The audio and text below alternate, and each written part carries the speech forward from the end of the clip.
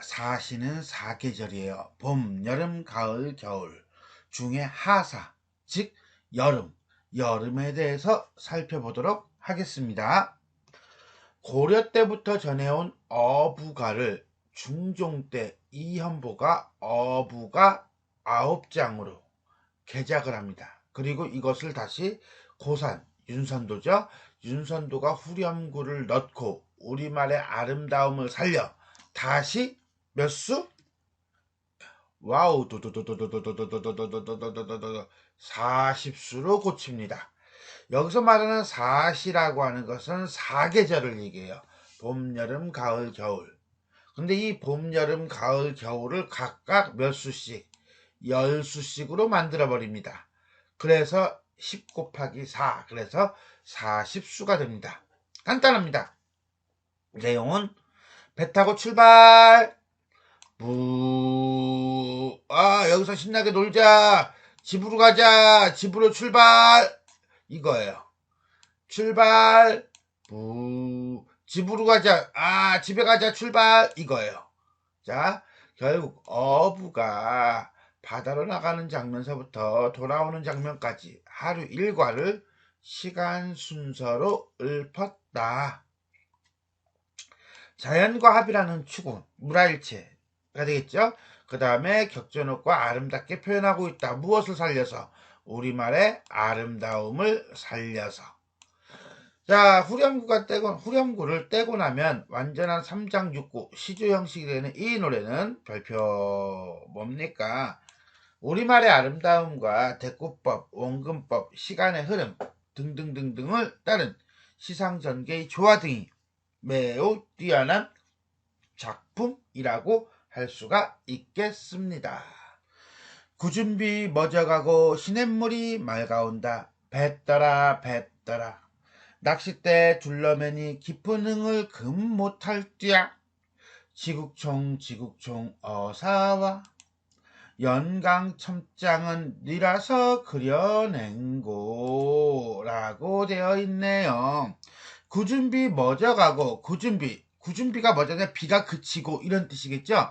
자, 비가 막 내리다 비가 그쳤으니까 시냇물이 어때요? 흙탕물이야? 아니죠. 맑은 시냇물이겠죠. 비가 그친 뒤에 맑은 시냇물을 묘사하고 있습니다. 낚싯대 둘러매고 깊은 흥, 뭐야? 신나는 거죠? 상쾌함이죠? 그것을 어때? 금 못할 때, 금치 못할 것이다. 한마디로 깊은 흥이 일어나고 있다 라는 식으로 화자의 정서가 직접적으로 드러나고 있다 라고 보시면 되겠습니다. 연강이라는 것은 연기예요. 연기인데 이걸 진짜 연기라고 해석하지 마시고요. 안개라고 해석해야 돼요. 안개가 자욱하고요. 첩은 겹쳐져 있는 거야. 산중할 때 첩이에요. 그러니까 뭐야? 산이 여러 개가 겹쳐져 있는 모습이에요. 안개가 자욱한 강과 산세의 풍경을 묘사하면서 누가 그려낸 거 진짜 그림처럼 아름답구나 라는 뜻이라고 보시면 되겠어요. 결국 뭡니까? 이건 특이하게 여기서 이제는 어떤 상황을 제시하고 있고요. 경치를 묘사하고 있고요. 화자의 정서는 여기서 드러난다라고 보면 돼요. 여기서 화자의 정서가 드러나고요. 그것을 다시 이제는 그림으로 비유하고 있다라고 볼 수가 있겠습니다.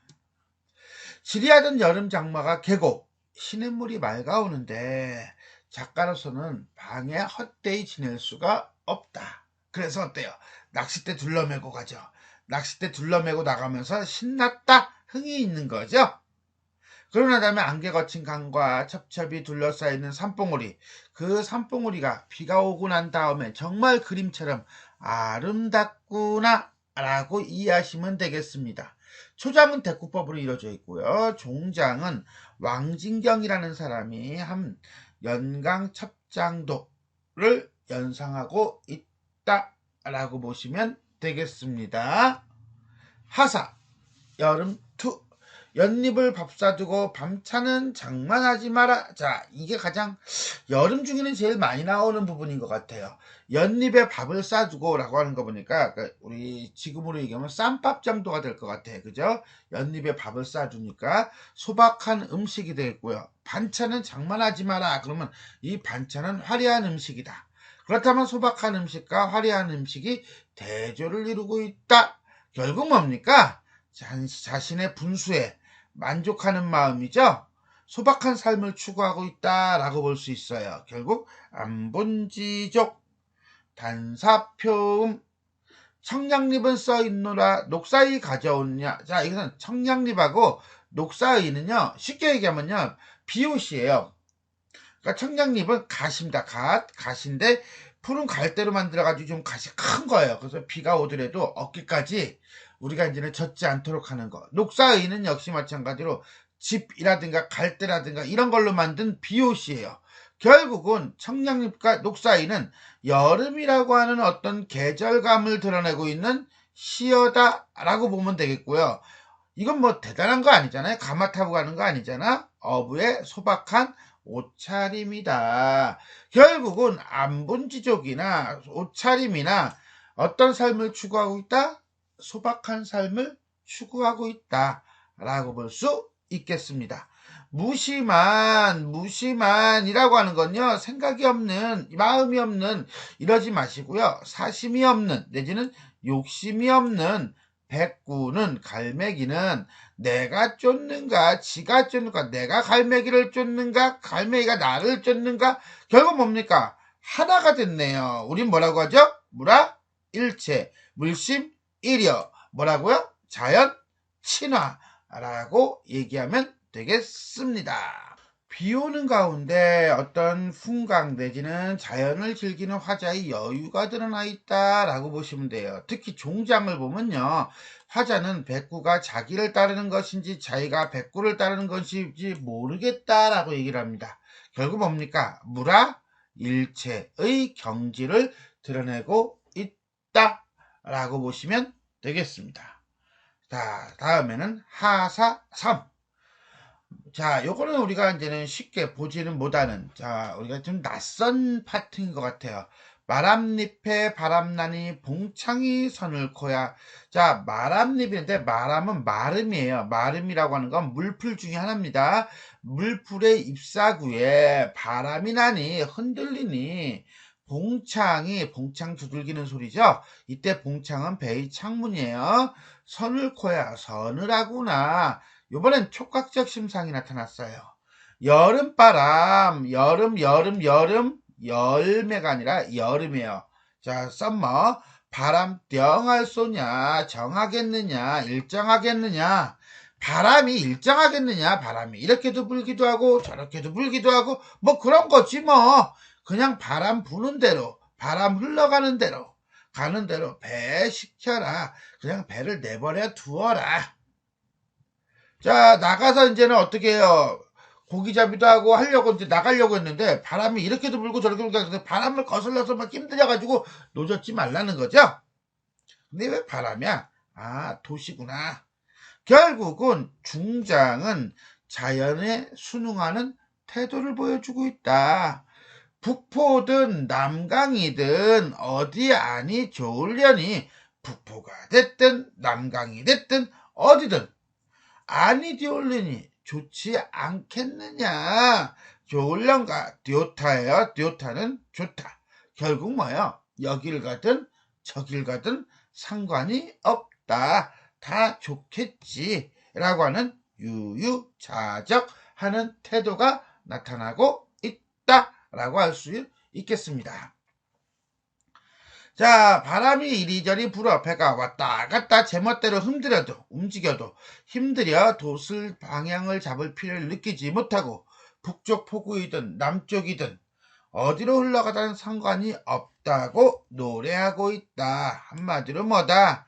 유유자적 그 자체이다 라고 보겠네요. 하사 네 번째 보겠습니다. 물결이 흐리거든 발을 씻는들 어찌하리? 물결이 흐리거든 까짓거 발 좀 씻은들 어찌하리? 뭐요? 그렇죠. 자연 속에서의 삶이 좀 불편해, 물결이 흐려. 그래도 상관없다라고 하는 안분 지족입니다. 5강에 가자니 천년노도 슬프도다. 초강에 가자니 어복충원 낚을세라. 자, 대꾸법이네요. 그죠?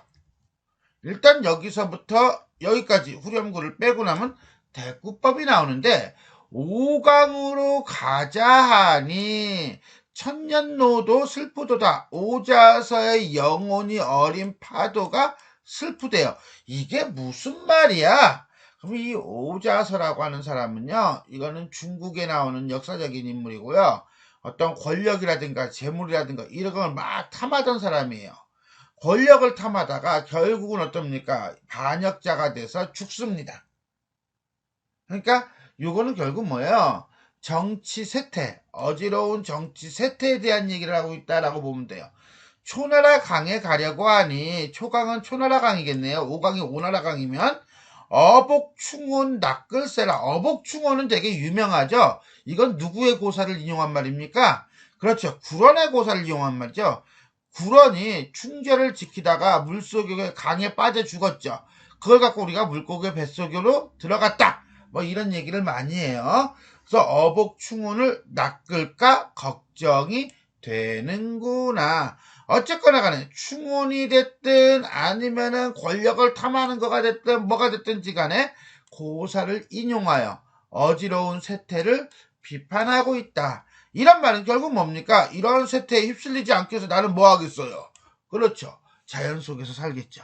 물론 자연 속에서 산다고 불원의 충원 자체를 부정하는 것은 아니겠지만요. 자, 오자서의 시체를 강물에 던졌을 때 일었다는 노도에서 지은이는 정치판에 어지러운 염랑세태를 느끼고 있다. 그러한 염랑세태를 지적하면서 강호한정에 자신의 신세에 만족하고 있다.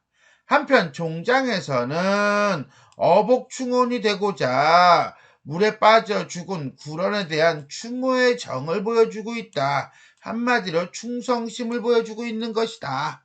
즉 오자서의 충성이 이용만 당하고 구런의 충정이 통하지 않는 어지러운 조선 전국을 개탄하면서 자기 자신의 우국 충정을 은근히 표현하고 있는 것이라고 볼 수 있겠다라고 해석을 할 수 있습니다. 하사 5번째 볼까요? 만류 녹음. 자, 만류 할 때 류는 요거 버드나무란 뜻이에요. 그러니까 만류 그럼 뭐예요? 엄청나게 많은 베리베리 매니매니 마치하게 많은 버드나무인데 그 버드나무가 어때? 풀을 녹자에다 그르름자죠. 녹음이에요. 그러니까 이건 결국 뭡니까? 파랗단 얘기죠. 그럼 어떻게 해석할까요? 그죠? 수많은 푸른 버드나무 어린 고대, 엉킨 곳에, 내지는 어린 곳에, 일편태기는 뭐예요? 이끼가 있대요. 그러니까 한마디로 이건 그림을 그린다면요. 이렇게 강이 있어요. 좀 큰 강이야. 이 버드나무가 쫙 있어요. 이게. 근데 하나가 있는 게 아니라 수많이 있어요. 여기도, 여기도 있고, 버드나무가 이렇게. 그늘이 쫙 있는 버드나무가 쫙 있는 거야. 근데 여기 바위가 쫙 있어. 여기 이끼가 쫙쫙 꼈어. 여기도 이렇게 바위가 있어. 이렇게 꼈어. 자, 여기는 버드나무가 쫙 있어. 혼잣말 하고 있죠, 그죠? 자, 이 이끼 낀 곳이 기특하다, 아름답다는 거예요. 자, 이 강은, 이 장소는 어떤 장소일까요? 그래요. 나는 낚시질을 잘 몰라요. 낚시를 모르는데 이렇게 이끼가 끼었으면 당연히 물고기들이 많겠어요, 적겠어요? 많겠죠. 그러니까 어떻게 하겠어요? 그렇죠. 여기다 딱 아이고 여기까지 지어주면 안 되는데 이 자리에다가 이렇게 있으면은 딱 의자 놓고 낚시 쫙 들이면 상석이 되겠죠. 월척들을 많이 잡겠죠. 이게 하나 넘으면 좀 그러니까 2개를 딱 놓을까요? 그 다음에 망태기도 딱 이렇게 걸쳐 놓을까요? 딱 이렇게 해놓으면 되겠네요. 자, 수많은 버드나무가 어린 곳에 한쪽 물가에 이끼가 끼어 있는 곳, 그곳은 정말로 아름답다. 다리에 다 닿거든. 다리라고 하는 건 일로 넘어가려면 여기 다리가 있을 거 아니에요. 여기가 이제는 버스가 이렇게 있는 거야. 자동차, 여기 주차장이야. 여기 다리를 막 닫는다는 것은 달리다예요. 다리에 막 사람들이 여기 먼저 자리 차지하려고 막 뛰는데, 이 어부들이 싸워요. 뭘 싸워요? 도를 싸워요. 도라고 하는 건 다리를 건너다라는 뜻이에요. 자, 어부들이 먼저 건너려고 하는 경쟁을 허물하지 마라. 욕하지 마라. 어부들이 왜 먼저 건너려고 쌩 난리를 쳐요? 그건 바로 뭐예요? 고기를 많이 잡으려고 좋은 목을 차지하려는 거죠. 그것을 허물을 탓하지 마라. 왜? 어부들은 이거 가지고 생활하는 사람들이잖아. 먹고 살려고 하는 거잖아. 먹고 살려고 하는 건데 그걸 잘했다 잘못했다 그렇게 얘기할 수는 없잖아. 다만 마트에 여기 다만 학발노옹을 만나거든. 학발노옹, 머리가 학처럼 하얀 노인을 만나거든 뇌택양거 효측하자.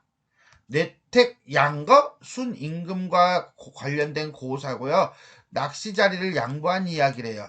효측이라는 것은 본받음을 하자. 한마디로 본받자 라고 하는 어떤 교훈적인 그런 시조구나 라고 보시면 되겠어요. 자, 그럼 여기서부터 여기까지 초장부터 중장까지는 어떤 상황을 제시해 주는 거죠. 그죠? 상황을 제시해 주고요. 주제는 어디에 있어요? 그렇죠? 뇌택 양거에 있네요. 그럼 뇌택 양거가 뭔지를 알아야지요. 자, 하사 5. 자, 푸른 버드나무 숲에 맑은 물속에 이끼 낀 여울돌의 아름다움을 초장에서 노래하고 있습니다. 그 다음에 중장에서는 생존 경쟁을 하는 어부들에게 그 욕심됨을 탓하지 말라고 합니다. 사실은 이거는 어찌 본다면은 상황을 제시하고 있는 거죠. 다만 욕심을 갖고 다투더라도 어른을 만나면 옛날에 순임금에게 자리를 그 동네 사람들이 양보했듯이 양보하는 정신을 본받자. 한마디로 미풍양속에 대한 다짐을 하고 있다 라고 보시면 돼요. 근데 요렇게 놓으면 뇌택양거라는 말이 정확하게 와닿지가 않아서 이거와 관련된 고사를 살짝 얘기를 하겠습니다. 자, 뇌택이라고 하는 건요, 순임금이 젊었을 때 살았던 중국 산동성 근처에 있는 호수 이름입니다. 자, 순임금은 당시 상황이에요. 젊은 어부들이 목이 좋은 자리를 잡아서 고기를 잡고 있는데 노인이나 약한 사람들은 그저 저 구석탱이에서 고기를 잡고 있는 것을 본 거예요. 왜? 힘에 밀린 거죠. 그래서 순임금은 이 사람들을 불쌍히 여겨가지고 같이 고기 잡으면서 있습니다. 그러다가 만약에 좋은 자리를 잡아서 젊은 사람들이 좋은 자리 잡아서 물고기를 잡는다든가 아니면은 노인이 앉아있는데 그 노인을 밀어내고 그 다음에 그 자리에 지가 앉아가지고 이거 썩을 놈이죠. 자, 잡는다든가 하면은 화를 내는 것이 아니라 그냥 놔둬요. 필요하니까 그러겠지. 급하니까 그러겠지. 먹고 살려고 하는 거니까 그러겠지. 그래요. 그러다가 우연히 어떤 사람이 양보하는 일을 발견해. 그러면 이걸 하나를 보고 10개, 20개, 100개 칭찬을 해야 칭찬. 엄청 칭찬을 해야 되는 거야. 한 번 했는데 그걸 마치 그냥 늘 하는 것처럼 과장해서 칭찬을 하고 광고하고 칭찬하고 광고하고 그러기를 하루, 그러기를 일주일, 그러기를 열흘, 그러기를 한 달, 그러기를 1년쯤 하니까 사람들이 모두 어떻게 됐다? 서로 예의를 지키고 양보를 하는 그 동네가 미풍이 가득한 그런 동네가 되었다 라고 하는 거예요. 이것이 뇌택양거의 고사 내용입니다. 결국 이 시조는 동네 사람들 내지는 독자들로 하여금 이러한 미풍양속을 갖자라고 하는 교훈적 성격을 가지고 있는 구자 이렇게 이해하시면 되겠네요. 하사 6 보겠습니다. 긴 날이 저문 줄. 자, 여름은 길죠. 여름은 긴데 그게 또 벌써 저물었어요. 시간의 경과. 흥에 미쳐. 어떤 흥? 자연 속에서 해부적거리면서 노는 흥 뭐예요? 무라 일체에 미쳐 몰랐도다. 뱃대를 두드리고 배의 돛대를 두드리고 수조가를 불러보자. 수조가 수양제가 강도로 행행할 때 스스로 만들었다는 노래인데 그냥 필요 없어요. 노래를 불러보자 이렇게 되는 거예요. 그러니까 태산이 뭐 이렇게 이제 늙음에 대한 탄식을 부를 수도 있고요. 아메 아메 이렇게 부모에 대한 그리움을 부를 수도 있고요. 어쨌거나 간에 많은 걸 부를 수도 있는데 이 수조가는 나라에 대한 어떤 근심 걱정을 부르는 노래예요. 나라에 대한 근심 걱정을 부르는 노래인데 상황은 지금 어떤 상황이에요? 무라일체에 빠져 있는 상황이죠. 오케이? 그러니 주변에 있는 어부들이라든가 노젓는 사람이라든가 이런 사람들은 흥에 겨워서 노래를 부르구나. 흥에 겨워서 노래를 부르는구나 라고 생각을 하겠죠. 다만 그 노래가 그냥 저 노래 수조가일 뿐이야 라고 생각을 했을 거예요. 그러나 화자는 다르게 생각합니다. 애내성 중에 애내성이라고 하는 건요, 노젓는 소리 내지는 어이야 소리 중에 청각적 이미지고요. 만고심을 누가 알 것인가? 만고심이라고 하는 건요, 올바른 생각 내지는 만고 동안 가지고 있던 일관된 마음, 그건 바로 뭐예요? 충성심이라는 거죠. 내가 이렇게 흥에 겨워 노래를 부르는데 수조가를 떠올리는 것은 그만큼 나는 늘 항상 무엇을 만고심을 가지고 있다, 안 가지고 있다? 가지고 있다 라고 얘기를 하고 있습니다. 남들이 보기에는 흥에 취해서 아무렇게나 부르는 것처럼 보이지만 종장에서는 이 즐거움이 비세속적이고 고답적임을 표현하고 있다. 만고심이란 잘못된 세태에 대한 한탄과 삭막한 정치 현실과 어려운 나라 사정에 대한 걱정과 간신에 대한 울분 등 내면적으로 충하고 효하고자 하는 변하지 않는 마음을 암시하고 있다. 한마디로 겉으로는 신나게 놀고 있지만 속으로는 새까맣게 타고 있는 우국지사의 울분을 드러내고 있다라고 볼 수 있겠습니다. 전체적으로는요, 청각적 이미지가 중심을 이루고 있네요. 석양이 좋다마는 황혼이 가깝다. 자, 황혼이 가까우니까 이제는 깜깜해져 가는 거예요. 그죠? 시간의 경과고요. 자, 그러니까 이거는 뭐예요? 그렇죠. 시간적 이미지를 보여주고 있다고 보시면 돼요. 바위 위에 굽은 길, 소나무 아래 빗겨 비스듬히. 바위 위에. 그러니까 바위가 있고요. 거기 길이 있어요. 그죠? 길이 있고요. 길 위에 뭐가 있습니까? 버드나무, 소나무가 있어요. 그죠? 자, 결국 뭡니까? 이건 시각적 이미지고요. 벽수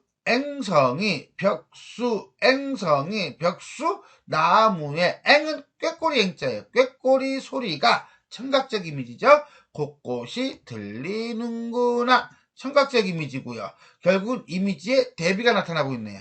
여기서는요, 자, 시간적 이미지와 그 다음에 시각적 이미지와 청각적 이미지라는 세 가지 이미지가 이렇게 쭉쭉쭉 병렬적으로 나열되고, 특히나 중장하고 종장에서는 시각적 이미지와 청각적 이미지의 대비가 드러나고 있다라고 볼 수 있겠습니다. 결국 돌아오는 과정이에요. 그죠? 석양에서 황혼으로, 굽은 길에서 소나무로, 푸른 숲에서 꾀꼬리 소리로 전환하고 있다. 초장에서는 시간적인 것, 중장에서는 시각적인 것, 종장에서는 청각적인 것 등 다양한 이미지를 드러내고 있다고 보시면 되겠습니다. 하자 볼까요? 물개 위에 금을 널고 눈 밑에 누워 쉬자. 몰개는요, 모래예요. 모래 위에 그물을 널고 이제는 다 고기 잡고 이제 돌아온 거야. 둠은요, 배 지붕 뜸이래요. 밑에 배 지붕 밑에서 누워서 쉬자. 오케이? 그러니까 이거는 뭐야? 유유자적하는 상태죠. 편안한 상태죠. 하루 일과 다 끝났어. 이제 좀 쉬었다가 잠깐 쉬었다가 이제 집에 가볼까? 뭐 이러는 거예요. 그죠? 잠깐 쉬었다가 좀 뭐 가볼까? 라고 모처럼 휴식을 하고 있는데 그것을 방해하는 모기를 밉다고 하겠는가? 쉬파리는 어떠더니 모기가 앵앵앵앵 거리고 그 다음에 파리가 돌아다니고 있는 거야. 아이씨, 야, 니네들 진짜 왜 그래? 좀 쉬자. 나 좀 진짜 잘래. 이러는 거예요. 그러니까는 모기하고 파리를 내쫓으려고 막 하는 모습을 보여주고 있지만 그렇다고 해서 막 화를 내는 것이 아니라 뭐 하는 거예요? 그렇죠. 여유로운 삶을 보여주고 있는 거다. 라고 보시면 되는 거예요. 오케이? 하루 일과가 끝나고 돌아와서 배 대고 난 다음에 다 배를 이제 묶었죠? 배를 묶어요. 이제 배 대고 배 묶고 난 다음에 이제는 좀 쉬면서 여유를 부리고 있는 모습이다. 다만 그러한 가운데도 근심이 하나 있어요. 그 근심이 바로 뭐냐? 상대부한테 들으려다 상대부가 들을까 걱정이다 이런 뜻이에요. 상대부라고 하는 건요 상홍양을 얘기합니다. 권력을 쫓다 죽은 야심가예요. 즉 무슨 소리냐면 권력을 쫓는 사람들이 나의 이런 모습에 들을까 걱정이다 라고 하는 거예요. 그건 결국 뭡니까? 나는 이런 삶을 살고 있는데 얘네들이 이런 삶을 살고 있는 것을 알면 나를 무시할 거 아니야. 그지? 병신 권력이 최고지 뭐 이럴 거 아니야. 그래서 그네들이 들을까봐 걱정이다 라는 거는 거꾸로 얘기한다면 걔네들은 걔네들대로 살고 나는 나대로 살겠다. 그게 뭐 대단한 거라고 뭐 이런 식이에요. 결국은 부귀와 공명을 위해 목숨을 바친 인생, 상홍양 같은 인생에 대한 화자의 비웃음이다. 역으로 보는 겁니다. 이거는 이렇게 이해하시면 되겠습니다. 자, 여기서부터 봐야겠죠. 화자는 출세와 공명에 물들어 목숨을 걸고 반란을 꾀하고 결국 죽음을 맞은 상홍양과 같은 야심가가 자신을 볼까 두렵다고 노래하고 있다. 이것은 상홍양에 비해 자신의 모습이 왜소해 보인다는 것이 아니라 오히려 그렇게 살면 뭐 할 거야. 결국 죽으면 땡인데 와 같이 상홍양과 같은 삶을 뭐하고 있는 것이다? 비웃고 있는 것이다 라고 보시면 되겠네요. 자, 하사 9 보겠습니다. 밤사이 풍랑을 미리 짐작하겠는가. 밤이 되니까 막 바람이 부는 거야. 바람이 불고 이제는 막 배가 출렁출렁 흔들리는 거야. 이런 배 기껏 묶어놨는데 그지? 그러니까 갑자기 바람이 부니까 풍랑에 당황하고 있는 화자의 모습이에요. 그러니까 어떻게 돼? 닷을 내려야죠. 닷을 내려서 배가 안 흔들리게 꽉 묶어야죠.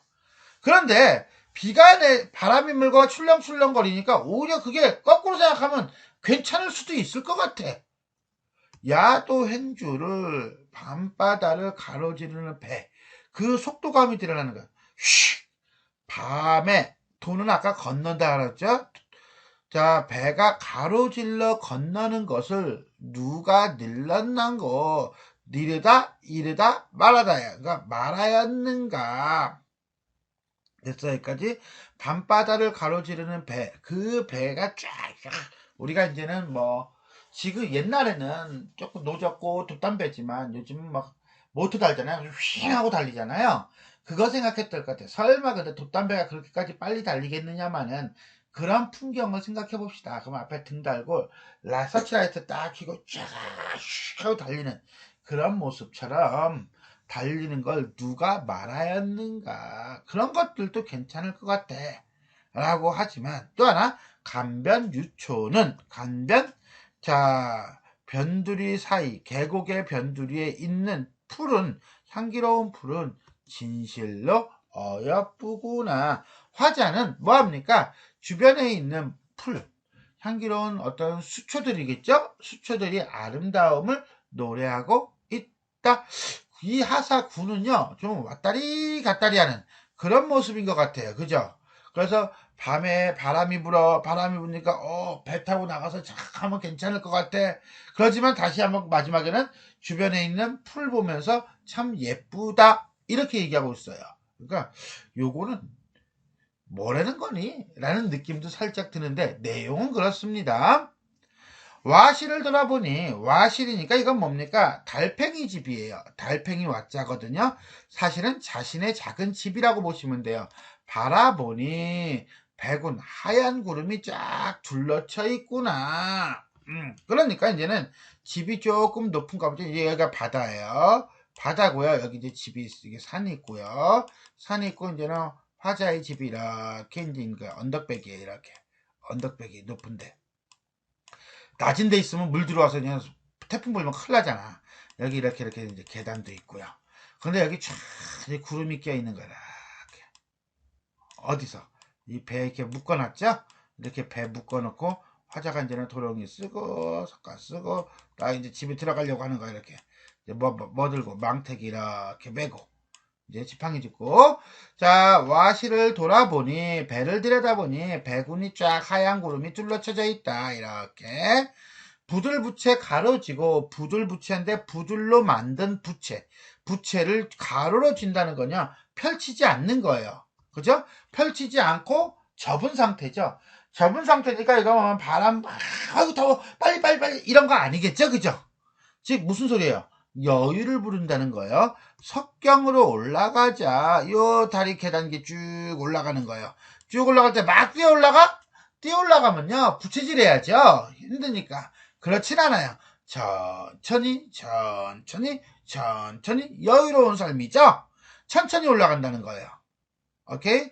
어웅 늙은 어부 자신이겠죠? 작가 자신 한가하더냐 어웅이 한가하더냐 이 말은 어부는 한가한 사람이야 라는 뜻이에요. 어부의 삶은 원래 한가한 거야. 이것이 구실이라 이것을 구실로 삼겠노라 라는 말은 어부의 삶은 원래 한가한 것이야. 나는 이렇게 살 거야 라고 해가지고 결국 여유로운 삶을 추구하고 있는 모습을 드러내고 있다 라고 보시면 되겠습니다. 배를 타고 돌아오면서 멀리서 바라본 자신의 집을 와실이라고 표현하고 있어요. 그 다음에 돌밭 언덕길을 오르면서 부채를 쥔다는 것은 부채를 사용하지 않는다는 것. 즉 뭐야? 천천히 오르는 거죠. 한마디로 뭡니까? 어부의 삶은 여유로운 거야. 까짓거 늦으면 좀 어때? 늦어도 상관없어 라고 하는 생활의 여유가 드러나고 있는 구절이다 라고 보시면 되겠습니다. 자, 지금까지 우리는 윤선도의 어부사시사 중 하사 썸머예요. 자, 하사 열수를 살펴보았습니다.